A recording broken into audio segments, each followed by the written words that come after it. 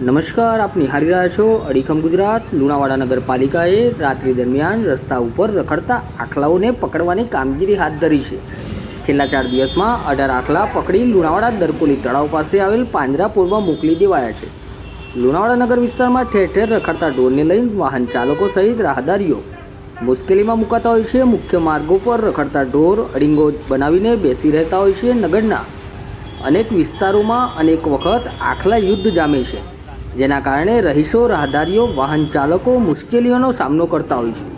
અનેક વખત સીસીટીવી તેમજ મોબાઈલ કેમેરામાં ભરબજારે લડતા આખલાની અડફેટે કોઈ ન આવી જાય તે માટે નાસભાગ મચી જતી હોય છે। ત્યારે અનેક ફરિયાદ બાદથી લુણાવાડા નગરપાલિકા દ્વારા છેલ્લા 4 દિવસથી આ ઢોરોને પકડવાની કામગીરી હાથ ધરાઈ છે।